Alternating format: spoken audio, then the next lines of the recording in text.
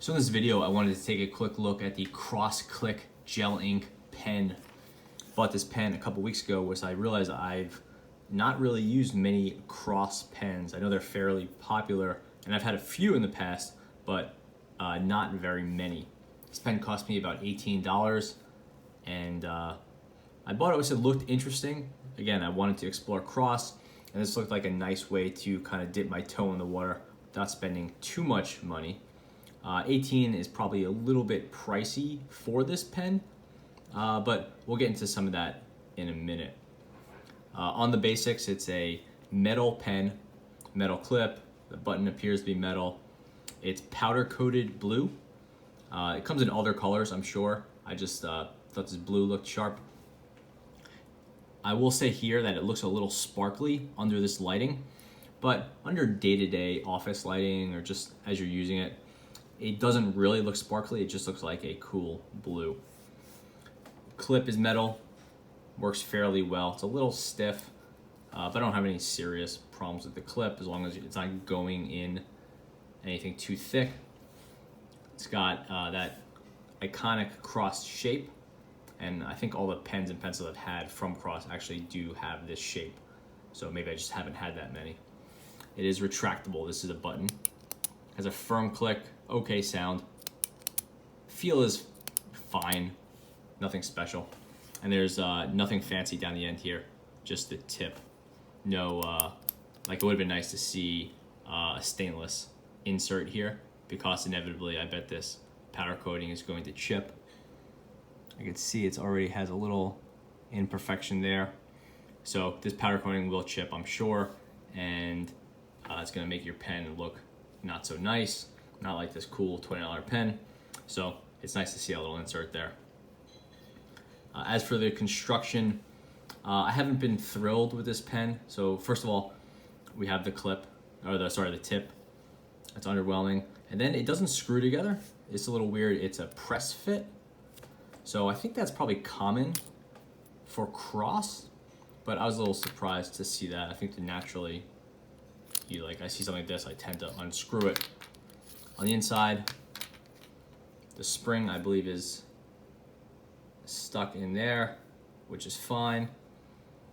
Just that piece of, looks like a light steel on the top. Maybe also light steel, maybe brass, hard to tell. All the plunger mechanism is in there with a little spring-loaded action at the top. The refill, and this is like a Cross style refill. It's not a standard G2, and it's just the Cross Slim Gel Rolling Ball refill. Not rollerball, mind you. There's a spring on the bottom. So, as for the pen, I would say it looks pretty cool. Construction-wise, underwhelming for $18, but not a catastrophe. Writing, it's on the thin side. I was actually surprised when I got this about how slim the pen is. For me, it's not comfortable to hold. It just doesn't have enough diameter. And there's nothing here. There's no grip area. There's nothing there. Something to hold on to would have helped, but it's definitely too thin for me for sustained writing. As for the ink, I'm not sure if people really have strong feelings about Cross gel ink, but I've taken some time and I really haven't grown to like it. This is the Cross gel ink refill in a Cross click pen. Here's some older samples from a previous video. The ink looks nice. It goes down on paper fairly well, but it feels sort of scratchy. And I'm not sure if this was just a bad refill or if this is a common attribute with the Cross gel, but as I'm writing, when you push, it's fine. When you pull, you could probably hear a little bit of a scratching sound. See if you can make it out. Right there.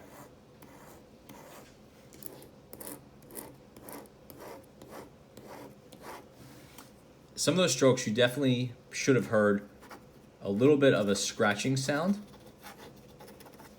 And I don't know what to make of that. I think while it might be taking the refill having some feedback, it really just seems like just not a great refill. So generally speaking, I would say this is a pen and refill combination to avoid. If you want something better and about half the price, you have the Energel Alloy. It's also larger, so I find this diameter to be much more comfortable. This one's also fully metal, also retractable. Pentel, I think, makes much better ink and refills. In right about the same price range, you have this, and this is the Uniball Jetstream 1, or the Uniball Jetstream Prime 1, or Uniball Jetstream Oily Prime 1, whatever you want to call it. And this one sells for about maybe $20, $25 if you pay retail, $15 or something if you get it off eBay. And this is like such a nicer pen. Better diameter, more comfortable, better click. Refill is infinitely better. Construction is better. Yeah. I really took these out not to rag on the Cross, but to just show the size difference. This one is definitely oversized. This is just right for me, and this is undersized. If you like thinner pens, then maybe this Cross is definitely the way to go. If you like oversized pens, then the Energel Alloy is worth checking out, and then I do think the Jetstream is really the best of both worlds. And that's pretty much it. The last thing I wanted to do before we wrapped up was see if we can get a different refill in there. And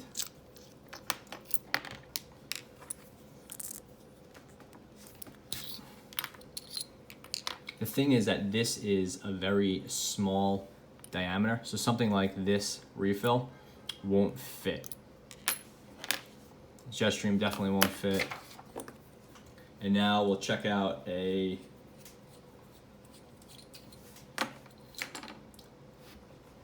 G2 refill, in this case the Jetstream refill, and you can see that a standard G2 style refill will fit, and we'll see if it clicks. Too short. So with some modification, you could probably get it to work, but it won't fit out of the box. You can see there is a slight difference between the two, and that's definitely something that can be accounted for. I haven't done this yet with a Cross, but I don't really foresee it being a major problem.